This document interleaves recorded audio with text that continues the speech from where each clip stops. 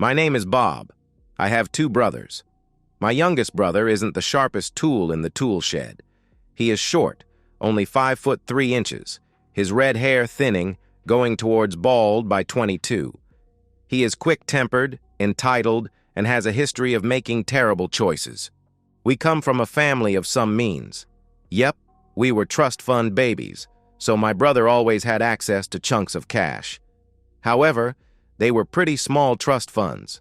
Not nearly enough to support us for life, but there was enough to make life more comfortable. Perhaps even enough get us out of a scrap a time or two. My brother liked to flash his good fortune around a bit. He always had the newest of whatever. He always dressed well, and he was a compulsive neat freak. He even ironed his underwear.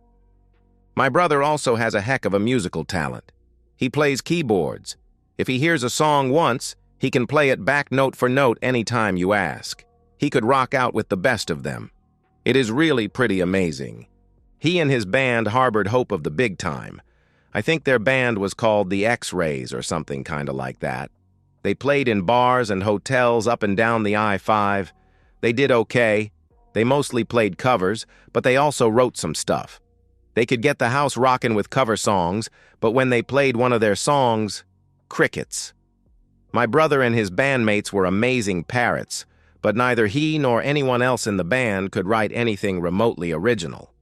My brother bankrolled the band. He bought effects equipment so their shows were always flashy. He bought a van so the band could get to their gigs. He enjoyed being the leader of the band, and was generally a jerk as a boss. Of course, they were on the road as much of the time as they could. His first wife, Carol, was the bass player's girlfriend. She was hot in a trashy way. She traded the bass player in for the keyboard player. Turns out she was a bit of a cover band groupie. Seriously, I never knew there was such a thing. It seems she started with the drummer. She also was a gold digger, and when she figured out my brother had some money, it was all over but the shouting.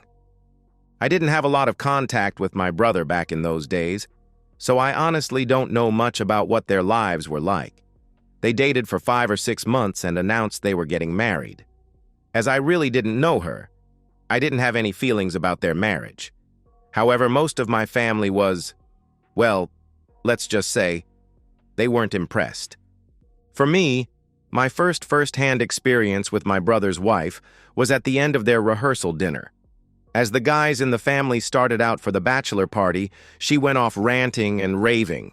Seems she didn't want him out at the clubs the night before their wedding.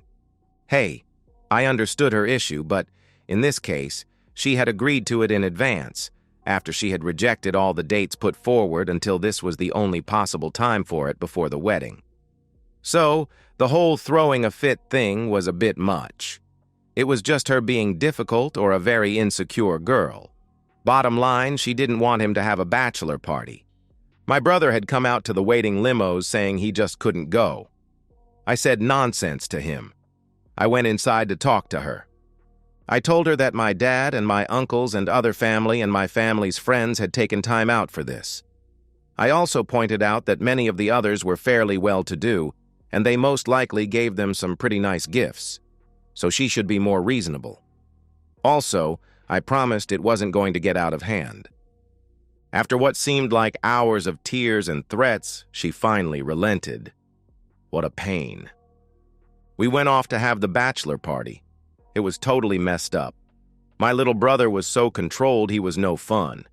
He pretty much was sitting at a table in the back weeping into his beer. That put a damper on the whole thing.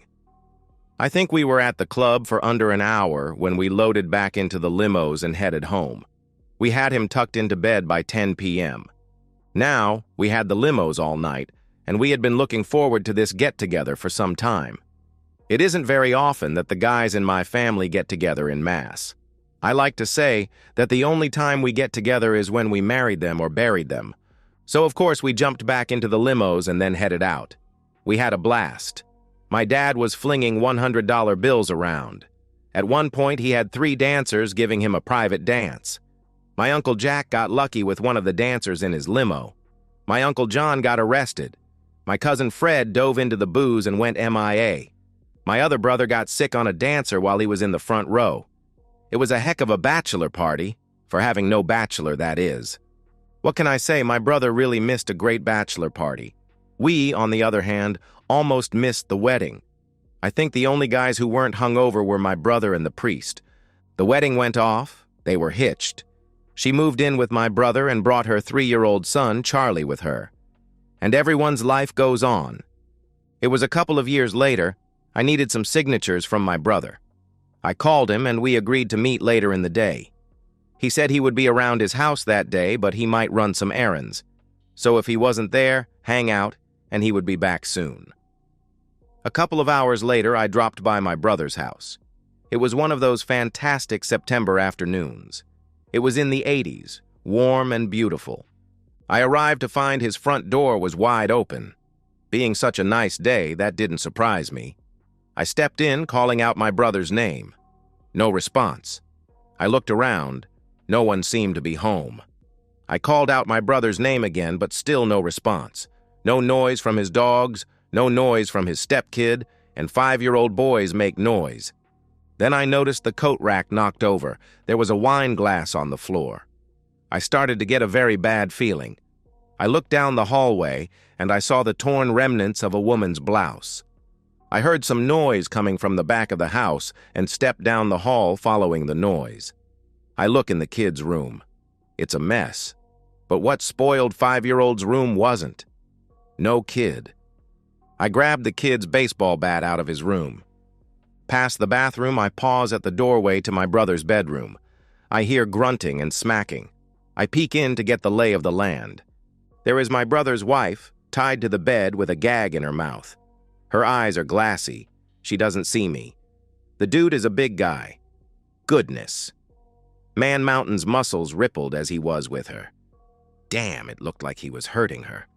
She was making a gurgling noise. I pulled back. Shoot, I thought. I'm ashamed to admit that at that moment I did think about just saying, forget this. She wasn't my favorite person. But damn, I can't just let her get attacked after all. She is my brother's wife. Man, I'm gonna get my rear kicked. Darn, darn, darn. I turned back. Deep breaths. I am gonna have one shot at this, and all I have is this wimpy kid's baseball bat. It's too small to even get a good two-handed swing. I could just see myself breaking the bat on this dude and then having my rear handed to me. The jerk is yelling, "Woman, take it!" Doing his thing hard and fast. I thought, it's now or never. I crept into my brother's bedroom.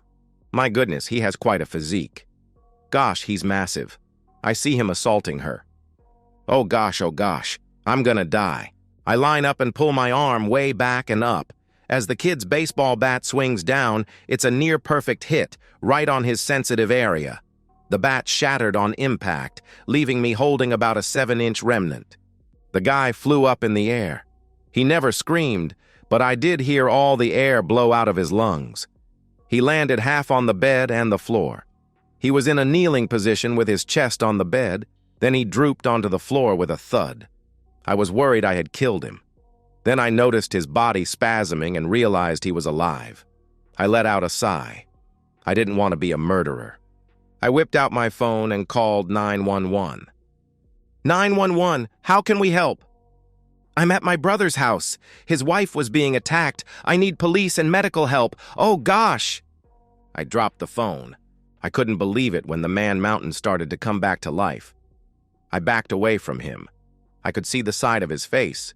It was surreal seeing his bulging eye move from cloudy to clear and turn towards me. Oh crud, I'm gonna die, I thought. I looked around for something to defend myself with. Then I realized I was still holding what was left of the bat. Christ, he was going to get up. He was on his hands and knees. He groaned and started to take deep breaths. There was murder in his eyes. He started towards me. I actually screamed like a little girl. I guess it was just my reaction to the fear of my death. Then I kicked him in his groin with everything I had. He went down like a sack of flour. I started to try and loosen the silk tie from her right arm. She was coming around. Her eyes weren't so glassy. I had to get us out of there before the jerk could get up again. How he got up the first time was beyond me. I was sure I ruined his parts with the baseball bat. I couldn't believe that hadn't taken him down. At that point, I wasn't even certain the jerk was human. I looked down at my sister-in-law. She looked upset. Her eyes weren't glassy. They were wide open and stared at me angrily. She was making a lot of noise, but I couldn't understand what she was saying because of the ball gag. She was struggling so hard against the ties that were restraining her that it made untying her impossible. Her face is a mask of anger. She is screaming, and spit is drooling out of her mouth. She is tossing her body back and forth like she is possessed by a demon. I figured she was upset at being attacked. I heard the cops come in the front of the house. "Back here!" I yelled at them. The cops crowded into the room. The jerk was starting to come around. "Oh, God," was what he said. And then there was moaning and babbling and crying and gurgling. There was a lot of yelling and gun waving. I got cuffed and let out as the EMTs headed in. They put me in the back of a squad car. One cop asked me what happened. I told him about finding the front door open, the wine glass, the coat rack, and the ripped-up blouse, and then me finding my sister-in-law getting attacked. At about that point, they rolled the jerk out and into an ambulance. It must have been about 15 minutes when the EMTs walked my brother's wife out in a blanket. She looked at me with hate blazing out of her eyes. Scary. Really, really scary. Shoot, the jerk must have really done a number on her. Sad. I must have been in the car 30 minutes or so when one of the cops came by. He had a smirk on his face. "We got to take you down to the station," the cop said as he hopped in the car. The cops found it pretty funny. I guess the little slugger bat damaged the jerk pretty effectively. What was left of his parts was mush. His anatomy was ruptured in 123 separate places. Basically, I shattered him. From the perspective of Mick. Mick as a child was scrawny, but his anatomy was always just a bit too big. In grade school, after PE class, the boys would shower together and laugh at Mick's extra-sized anatomy. It seemed to be bigger than his thigh. Boys at age 6 and 7 were not clued into what a large physique would mean after puberty. The teasing and bullying rained down on Mick for years. Children can be so cruel. Mick found peace at a local gym. He liked to lift weights. It was just Mick and the weights. Day after day, Mick lifted weights. By the time he was 15, his body was rock hard. His last growth spurt brought him up to 6 foot 5 inches, and now his anatomy looked just right on him. But the teasing never left the little scrawny boy that lived inside Mick. At 25, Mick was a god. Women fell all over themselves when he was around. He especially liked to take married women. Somewhere in his twisted subconscious, each wife he was with was revenge on all the boys who had tormented Mick in his youth. The married women around town whispered about Mick and his impressive anatomy. Those facts spread like wildfire among the women in town. Yes, for Mick, life was good. One day he was with a random wife in the afternoon when, during a pause in the action, he saw the next-door neighbor lady interested as she marched over from next door. Her name was Carol. Carol had been in her backyard when she heard her next-door neighbor, Maybelle, yelling and enjoying herself on Mick. Carol could see into the master bedroom through the sliding glass door that opened to the backyard. Carol was flush with excitement. She was going to get herself some of that experience. She headed to the sliders. Mick left Maybelle, who cried, "Come back!" and opened the door for Carol. Up close, Carol was even more impressed. Here was 6 feet 5 inches, 225 pounds, of rippling muscles attached to an impressive physique, the likes Carol had only dreamt of being with. In her many days and nights of being under different men, Carol had never seen a better, more beautiful example of the perfect physique being attached to the most amazing man. "Hi, I want you to be with me," said Carol. Looking up into his blue eyes, she added, "Right now." Her legs were weak, but she was excited. Mick wasn't surprised. This type of situation happened to him all the time. While Carol was pretty, she wasn't stellar. Her chest was a bit small, and she just seemed trashy. "Look, lady, no offense, but unless you got something pretty special, I'm busy with this woman," Maybe some other time." He closed the slider, turned around to Maybelle, and started with her. Hard. Brutally hard. Carol, accustomed to having her way, was shocked. No man ever told her no. It just wasn't allowed. But in this case, he had the physique she had to have. Carol lost it. She was screaming and hammering the glass door with her fists, yelling, "You gotta be with me! Everyone wants to be with me!" Mick continued with Maybelle, who by this point was incoherent and approaching the greatest experience of her life. Mick finally got fed up with the banging and screaming coming from Carol.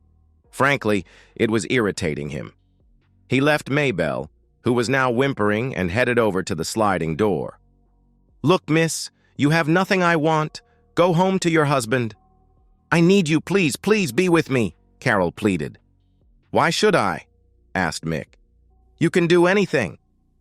Mick had seen it all before. These women, some of them just wouldn't hear no. "Okay, princess, go home. Pour me a glass of wine. I will be over after I finish up here." He slid the door closed, turning back to Maybelle, whose features were heaving, and resumed with her. As Carol watched her neighbor being with Mick, she felt herself getting excited. She was quite interested as she watched. Mick looked over his shoulder and mouthed, "Get going, you're next." Carol rushed home. Her husband was playing with her son and the dogs. She shooed them out. "Go to the dog park, then get little Charlie some ice cream. I need you out now, and don't come back till it's dinner time." Her husband was saying something about a meeting, but Carol would have none of it. She stamped her foot. "Go! Go now!" Her husband, a wimp and a controlled wimp to boot, backed down. Now, dear!" Carol started shoving her husband, kid, and 2 dogs out the front door. She smiled as they loaded up into their new Cadillac Escalade and drove away. True to his word, Mick showed up about 15 minutes later. Carol had changed into a short skirt and a semi-transparent blouse. She'd picked up the kids' toys and dumped them in Charlie's room. She poured 2 glasses of wine and got herself ready for Mick. When he walked through the open front door, Carol launched herself at him, knocking a wine glass over, and smashed into the coat rack by the front door, knocking it over. "Okay, miss, here is what is going to happen," as Mick reached out and ripped her blouse off. "First, I am going to take you, and if I am pleased, then I may decide to continue in other ways." Carol whimpered with joy and desire. Mick knew that not many women could come close to handling his impressive physique. Normally, when he was with a housewife in that way, there was much screaming and crying. Mick disliked distractions, so he had learned that using a gag helped keep things quiet. He held up a ball gag to Carol. Her eyes got large, and there was quivering in her tummy. Now Carol liked to talk, and she lived to order men around. It should be noted that for her to accept the gag was totally out of character. When she opened her mouth and let him stuff the ball gag in, it should tell you how much she wanted that experience. He tightened the ball gag and pulled her to the master bedroom. He tossed her on the bed, grabbed a couple of her husband's silk ties, and used them to tie her arms to the headboard. Then he proceeded for the deed. For Carol, it was utter agony. She felt herself hurting, and then hurting more. White-hot pain lanced through her. She screamed continuously for over 5 of the longest minutes of her life. Mick was brutal. That is when Mick felt pain. His anatomy exploded in pain, and his groin, well, it simply exploded. When he came to, he was in such agony that he couldn't see. As his eyes started to clear, he could see a man with a broken little kid's baseball bat. Mick didn't know who he was, but with Mick's history with women, he figured it was the woman's husband. Shoot.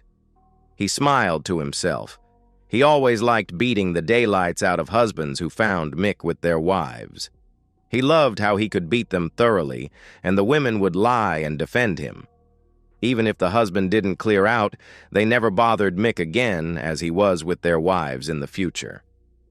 Mick got up on his hands and knees and took a breath or two, shaking off the pain in his groin. He hurt badly. It was the worst hurt he had ever felt, and that guy was gonna pay. Mick rose up and turned on the man. The guy's eyes got big, almost as big as Carol's eyes had been when she watched Mick and Maybelle. Mick smiles.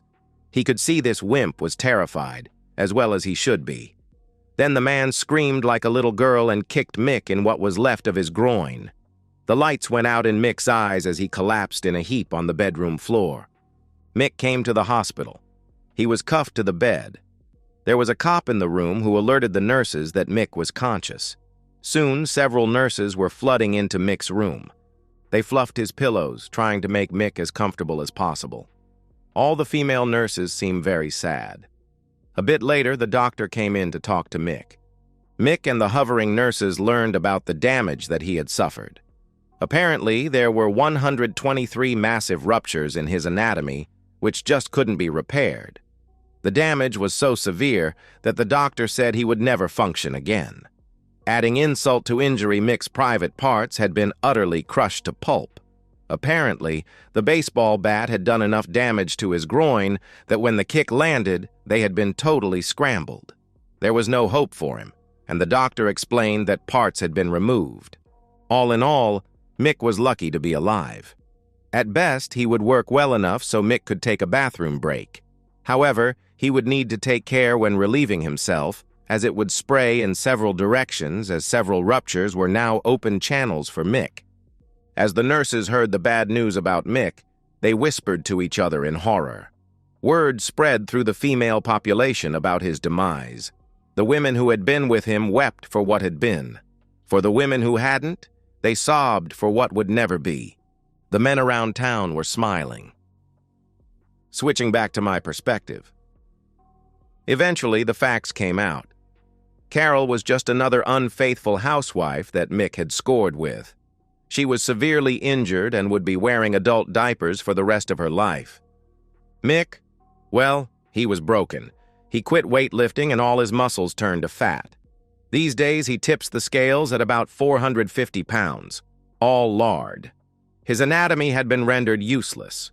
One could always tell when Mick used the bathroom. Even though he wrapped a towel around himself, it was never good enough and there would be a mess on the walls, floor, ceiling, and Mick. As for me, I hired some damned expensive lawyers. Our defense was that I was defending my sister-in-law from an attack. How was I to know that it was consensual?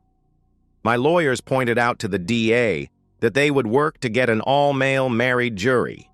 The DA was convinced that a jury trial would be a loser. He also was aware of Mick. Apparently, Mick had been with his wife, too. He refused to press charges. Mick did sue me. The jury was 9 men, all married, and 2 women, both lesbians. They found me guilty in the civil trial, but only awarded Mick $1 for damages. Sometimes lawyers are your best friends. The real mind-blower for me was that my brother took her back. I told you he made terrible choices. And so, we've reached the end of today's story. Was it what you expected, or did it take a twist you didn't see coming? I'm curious to hear your thoughts. Share them in the comments below, and let's get a conversation going. If this story kept you hooked, make sure to hit that like button. And if you're new here or just haven't subscribed yet, now's the perfect time to join our community. I bring you fresh, captivating stories every day, so click that subscribe button and turn on notifications so you never miss out. Thanks for watching, and I'll see you in the next one.